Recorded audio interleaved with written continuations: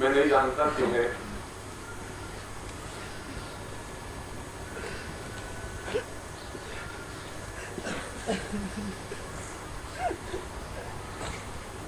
किन शब्दों से आपको मिलेगा।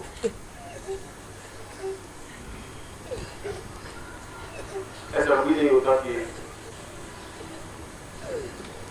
मैं मंच पर बैठूं और सरस्वती मेरे कंठ में नहीं बैठे या सब मेरे सामने खड़े नहीं हो जाए। ऐसा नहीं होता। ऐसा नहीं होता कि मैं मंच पर बैठूं और मैं अपनी बात, अपने दिल की बात नहीं कह सकूं।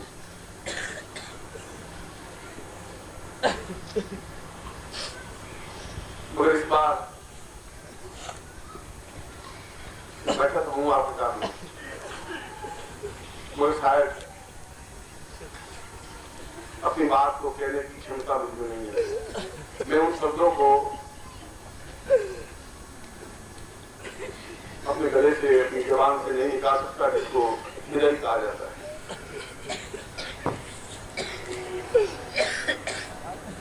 क्योंकि यह एक ऐसा शब्द है जो पूरे प्राणों को तोड़ करके बाहर निकलता है। और मेरे और तुम्हारे शब्द, मेरे और तुम्हारे संबंध देह के नहीं है, प्राणों के।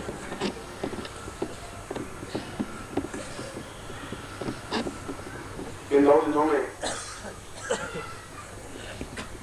ऐसा लग रहा है कि जैसे कल ही हम इकट्ठे हुए हैं, कल ही आए हैं और पूरे 9 दिन कपूर की तरह उड़ गए। पता ही नहीं चला कि 9 दिन हमने बिता दिए।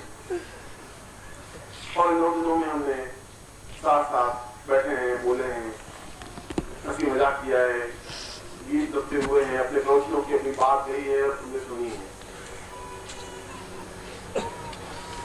और इसीलिए हमेशा शिष्य शब्द से मैं संबोधित करता आ रहा हूं, मगर आज मैंने इसमें आत्मा के अनुष्ठ शब्द से संबोधित किया है।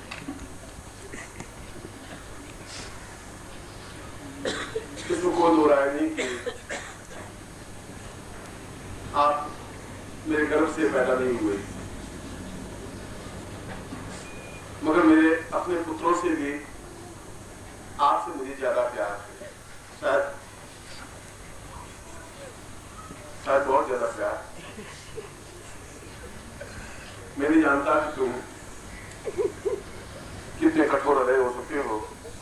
मैं नहीं जानता कि तुम मुझसे अलग हो भी सकते हो। मैं नहीं जानता तुम्हारे पैर मुड़ भी सकते हैं। पर जहां तक मेरा सवाल है, मैं तो एक क्षण भी अलग रहने की कल्पना शायद नहीं कर सकता। और इस मंच पर बैठकर मैं असत्य उच्चारण भी नहीं कर सकता। मन की बात, मेरे अपने दिल की बात तो मुझे कहनी ही पड़ेगी। इसलिए मैं इस विदाई के टाइम को टाल रहा था। फिर निर्मोही आया, चलिए। फिर मैंने कहा अभी 10 मिनट चलते हैं। फिर आया, मैंने कहा अभी 15 मिनट भी चलते हैं। मैं क्षण को, इस घड़ी को अपने पास नहीं आने देना चाहता था।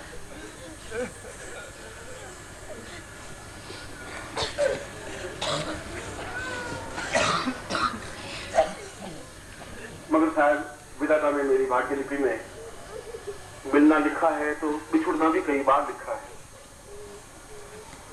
और ये एक ऐसा बिछुड़ना है जैसे देह से मांस को अलग किया जाए, शरीर से प्राणों को अलग किया जाए। ये ऐसा बिछुड़ना है।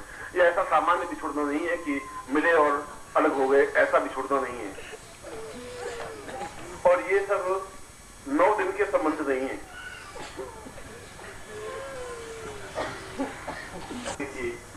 अगर ऐसा ही होगा तो फिर हम स्वास्थ्य में कहां जाएंगे?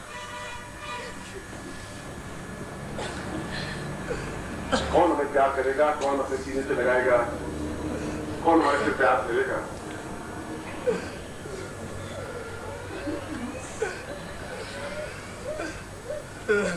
और ये बात निश्चित है कि सिद्धाश्रम संसार का एक अद्वितीय आश्रम है जिसकी तुलना नहीं की जा सकती। देव लोग से भी जिसकी तुलना नहीं होती, चाहे इंद्र हो, चाहे विष्णु हो, चाहे ब्रह्मा हो। देवी सिद्धाश्रम में आकर के कुछ समय व्यतीत करने के लिए अत्यंत बेताब होते हैं।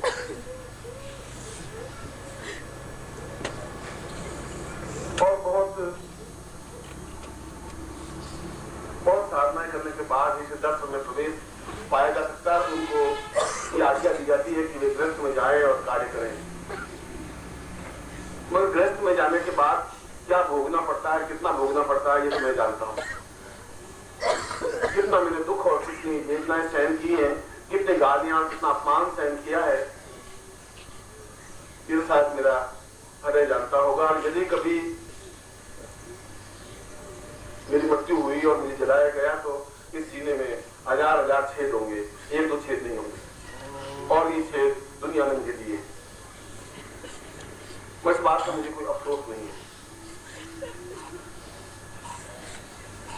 आप लोगों से इतना अधिक स्नेह अपनत्व हो गया है कि मैं आपको छोड़ करके सिद्धाश्रम जाने की इच्छा भी नहीं रखता। कोई इच्छा है ही नहीं मेरी वहां। क्या करूंगा वहां जाकर के?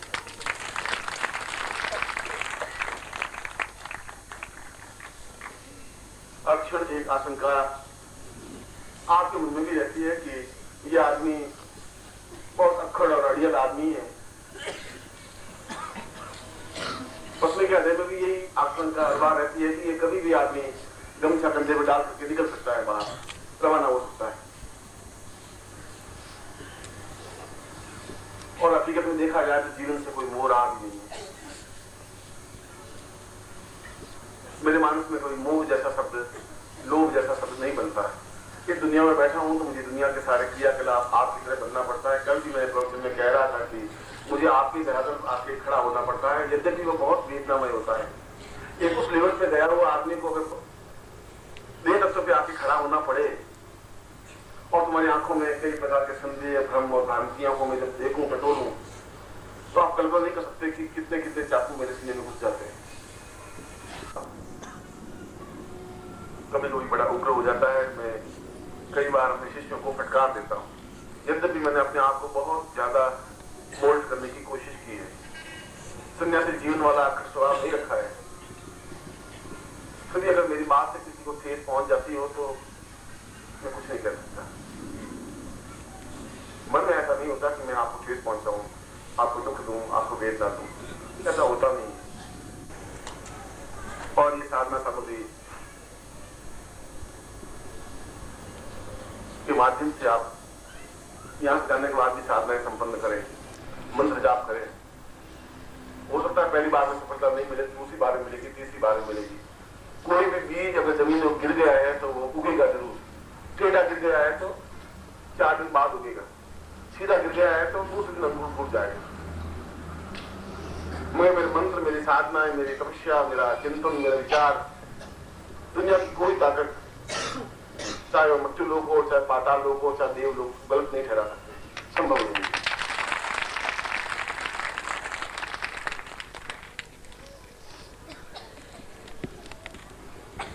कभी जीवन में समय आए तो आप जरूर पहचानेंगे कि मृत्यु लोग के अलावा भी कई लोग हैं जहां विचरण होता है। उन शिष्यों को भी, उन साधकों को भी, उनके ज्ञान को भी, उनके चिंतनों को भी परखा जा सकता है, परखना पड़ता है, कहना पड़ता है, देना पड़ता है।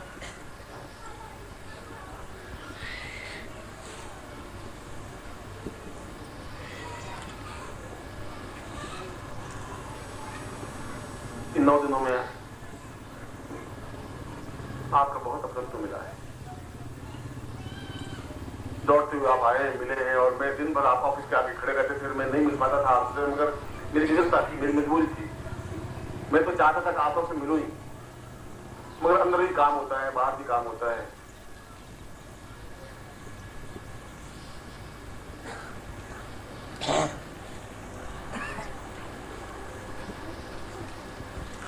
विदाई की इस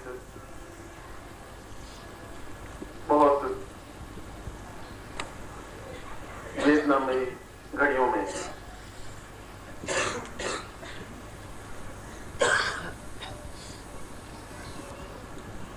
मुझे आपको विदाई देनी पड़ रही है। मेरा कंठ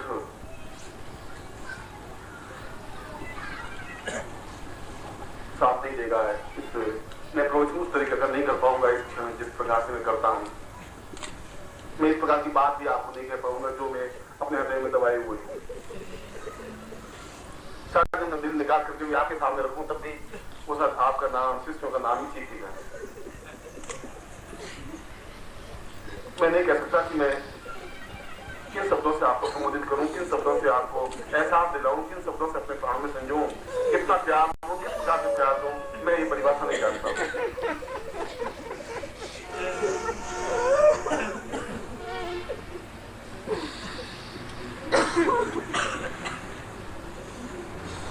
आप में से प्रत्येक इंडिविजुअल व्यक्ति से, प्रत्येक से मैं सदैव से प्यार करता हूँ। और आप में से कोई भी व्यक्ति अलग तो हो जाएगा, आज चले जाएगा ट्रेन में, अपने गांव चले जाएगा, अपने घर चला जाएगा, अपनी दुकान में चला जाएगा, नौकरी चला जाएगा, मगर एक क्षण भी मुझे भुला नहीं पाएगा। संभव नहीं है और भूल भी नहीं सकता, क्योंकि जहाँ आत्मा के संबंध होते हैं, प्राणों के संबंध होते हैं, प्यार के संबंध होते हैं, वे आपके धोने से नहीं जुड़ेंगे, आपकी मिटाने से नहीं मिटेंगे। मेरे लिए तो वह बहुमूल्य क्षण है जहाँ आप मेरे साथ हैं। यदि कहीं ईश्वर है, यदि कहीं परमात्मा है, तो मैंने अपने गुरु को ही ईश्वर, परमात्मा और सब कुछ माना है। अगर गुरु नहीं है तो फिर मेरी जिंदगी में अंधेरे का अलावा कुछ है ही नहीं। मैं जीना भी नहीं चाहता हूँ, फिर कोई रहने का मकसद भी नहीं है। और यदि गुरु कहीं वातावरण में मेरी बात सुन रहे हो तो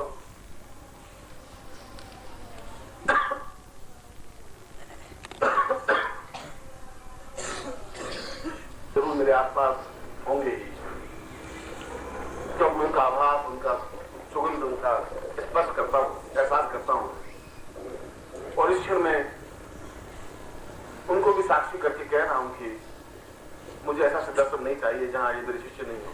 या तो ये सब चलेंगे, मैं चलूंगा, या तो मैं नहीं चाहूंगा।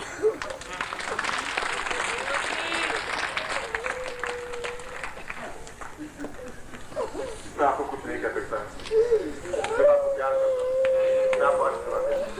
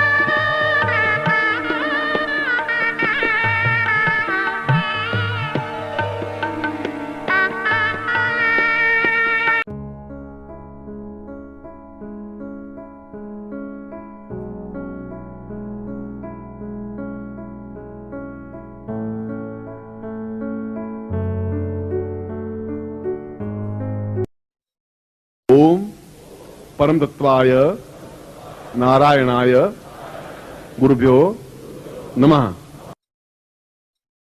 ओम ह्रीं मम प्राण देह रोम प्रतिरोम चैतन्य जाग्रय ह्रीं ओम नमः। ओम भूर्भुवः स्वः तत्सवितुर्वरेण्यं भर्गो देवस्य धीमहि धियो यो नः प्रचोदयात्।